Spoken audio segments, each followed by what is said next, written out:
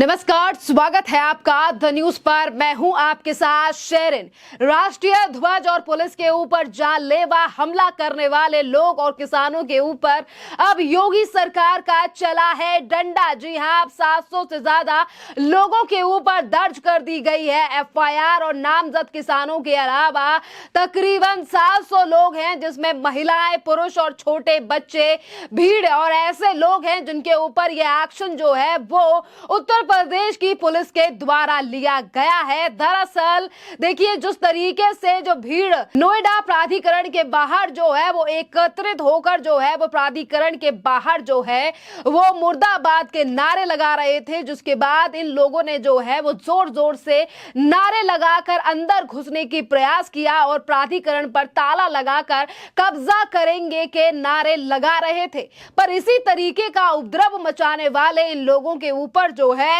वो अब योगी सरकार का डंडा चल चुका है, क्योंकि योगी सरकार यानी कि उत्तर प्रदेश का प्रशासन जो है वो अपनी जीरो टॉलरेंस की नीति के लिए जाना जाता है और इसीलिए ये एक्शन जो है वो उत्तर प्रदेश की सरकार की तरफ से लिया गया है। देखिए, एक तरफ किसानों के नाम पर उत्तर प्रदेश में अगर हुड़दंग करने की कोशिश की जा रही है तो वहां पर भी एक्शन लिया गया है, तो वहीं दूसरी तरफ अगर हम बात करें हरियाणा की, तो हरियाणा के डीजीपी ने जो है वो पंजाब के डीजीपी को भी जो है वो ऑर्डर दे दिया है और कहा है कि चाहे नुकसान पहुंचाने वाली चीज हो या फिर इसी के साथ बुलडोजर, इन तमाम चीजों को जो है वो छोटे बच्चे, महिला और रिपोर्ट यानी कि जो पत्रकार वहां रिपोर्टिंग कर रहे हैं उनसे कम जो है वो 1 किलोमीटर दूर रखा जाए।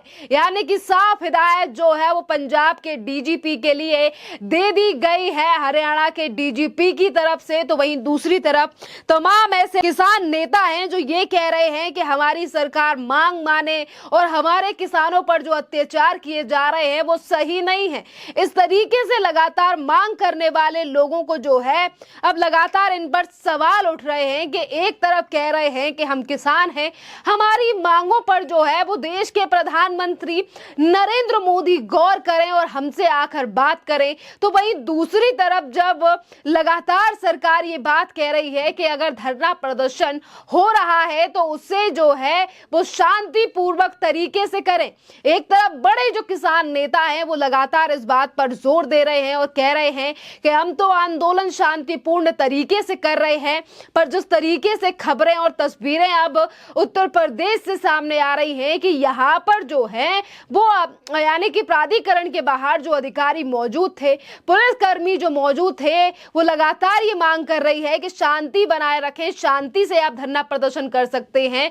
बावजूद इसके जो है वो नोएडा प्राधिकरण कार्यालय पर तालाबंदी की और अपने आप को किसान कहने वाले लोगों के खिलाफ जो है यानी कि 746 लोगों के खिलाफ जो है वो गंभीर धाराओं में मुकदमा दर्ज कर लिया गया है, जिन्होंने पुलिस के ऊपर जानलेवा हमला किया। यानी कि पुलिस ने इस रवैये, एक तरफ जो है वो पुलिस की तरफ से बड़ा एक्शन लिया गया है, तो वहीं दूसरी तरफ जो है इसको लेकर यानी कि ये पूरी जिस तरीके से नोएडा प्राधिकरण के पास जो पुलिस अधिकारी मौजूद थे उनके ऊपर हमला अगर और राष्ट्रीय ध्वज का अगर अपमान किया गया है, तो ये तमाम जो घटना है वो 18 फरवरी को इस पर अंजाम दिया गया था। और देखिए, प्राधिकरण की जेई की शिकायत पर पुलिस ने मुकदमा तो 23 जनवरी को ही दायर कर लिया था, लेकिन गोपनीय रखा था।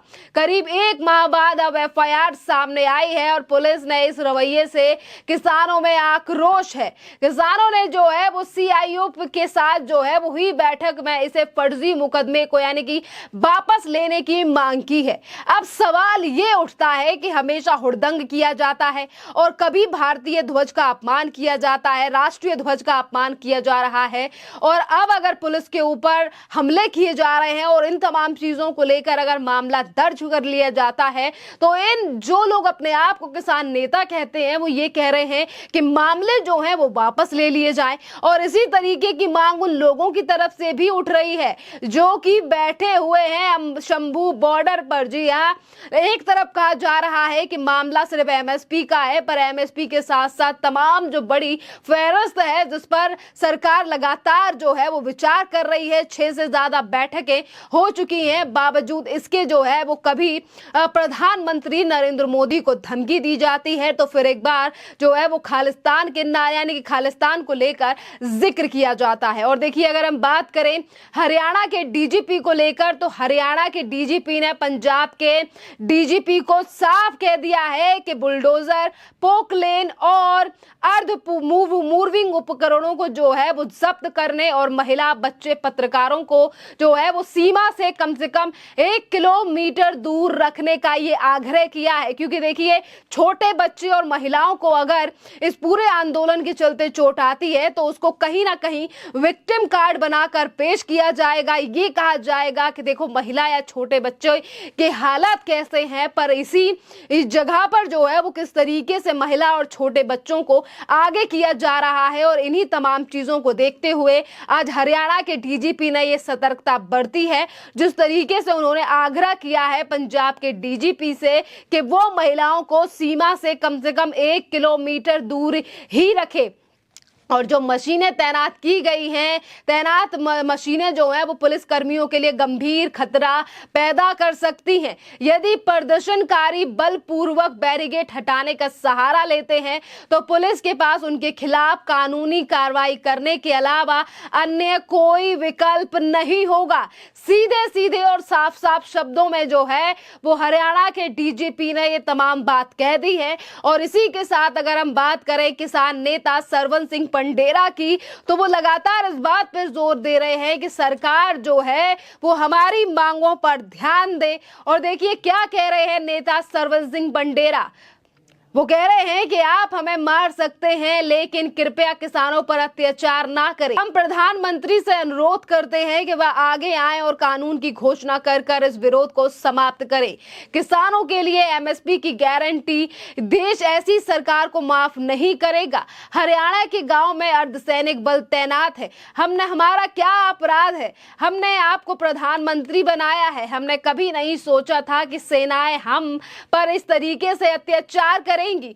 कृपया संविधान की रक्षा करें और हमें शांतिपूर्ण तरीके से जो है वो दिल्ली जाने दें। एक तरफ ये लोग जो हैं वो दिल्ली जाने पर जोर दे रहे हैं और ये कह रहे हैं कि हमें घेर रखा है या बैरिकेडिंग की जा रही है। एक तरफ ये किसान नेताओं के बयान है तो वहीं दूसरी तरफ विपक्ष भी यही राग अलाप रहा है कि किसानों को जो है वो दिल्ली नहीं जाने दिया जा रहा। पर मसला ये भी है कि आज दिल्ली की जनता के ऊपर अगर हम ध्यान दें, जो लगातार दिल्ली के लोग सोशल मीडिया के माध्यम से अपनी राय रख रहे हैं कि ये तमाम किसान अगर दिल्ली में आ जाते हैं तो जो दिल्ली की जनता है वो अपने व्यापार ऑफिस आखिरकार किस प्रकार से जा पाएगी। क्योंकि वो दिन भी कोई नहीं भूला है कि किस तरीके से 1 साल से ज्यादा दिल्ली के बॉर्डरों को घेर कर रखा गया था, जिससे कई करोड़ों का नुकसान जो है वो हुआ था। और बात अगर हम एमएसपी की गारंटी को लेकर करें तो देखिए, जहां एक तरफ अब लगातार जनता ये भी कह रही है कि एक तरफ मोदी सरकार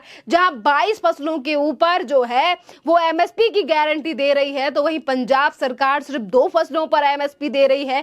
तो जो तमाम पंजाब से आने वाले किसान आज मोदी सरकार से कह रहे हैं कि उन्हें हमारी मांग माननी चाहिए। क्या उनका ये अधिकार नहीं है कि वो राज्य स्तर पर आखिरकार मुख्यमंत्री से भी कोई सवाल पूछें? जी हाँ, आज यही सवाल जो है वो सोशल मीडिया के माध्यम से लगातार उठ रहा है आज पंजाब सरकार को लेकर। क्योंकि इस धरने प्रदर्शन को लेकर वहां के जो मुख्यमंत्री हैं भगवंत मान, वो लगातार चुप्पी साधे बैठे हैं। पर आज चुप्पी के चलते भी कई सवाल अब उठने लगे हैं। खैर, इस पूरे मामले पर आप लोगों की जो भी राय हो आप हमें कमेंट कर जरूर बताइए। धन्यवाद।